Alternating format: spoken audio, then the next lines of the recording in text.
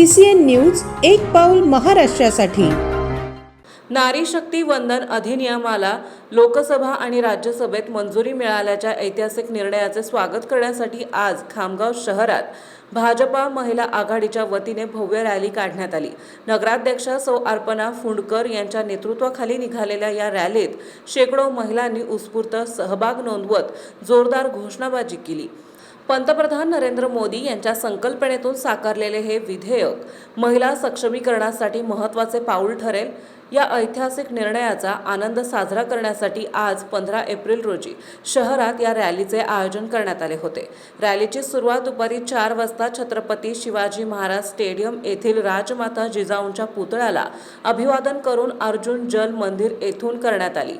Rally Mahavir चौक, main road, Mohan चौक, शहीद भरतसिंग चौक आणि एकबोटे चौक या प्रमुख मार्गावरून मार्गस्थ झाली। भाजपा कार्यालय टावर चौक येथे रॅलीचा समारोप करण्यात आला। नगराध्यक्षा सौ अर्पणा फुंडकर यांच्या नेतृत्वात निघालेल्या या रॅलीत जिल्हाध्यक्षा सौ सारिका डागा, शहराध्यक्ष सौ भाग्यश्री मानकर, खामगाव तालुकाध्यक्ष सौ श्रद्धा धोरण, सौ श्रद्धा जोशी यांच्यासह शेकडो महिला पदाधिकारी आणि कार्यकर्त्या उपस्थित होत्या।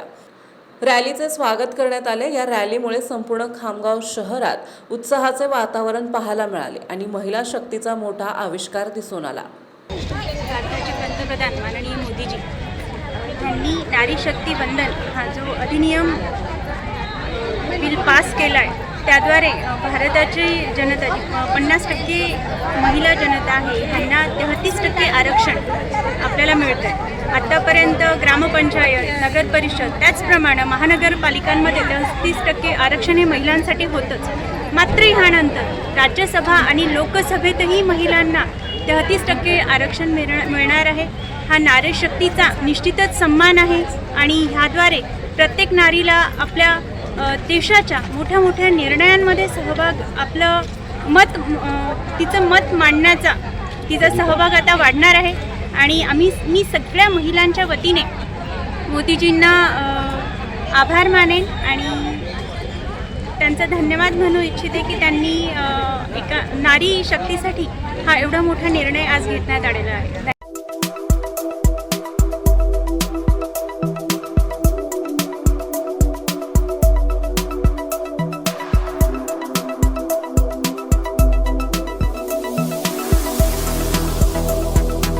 तसेच आपल्या भागातील महत्त्वाच्या बातम्या पाहण्यासाठी CCN न्यूज डेस्क चॅनलला सबस्क्राइब करा आणि बेल आयकॉन प्रेस करा।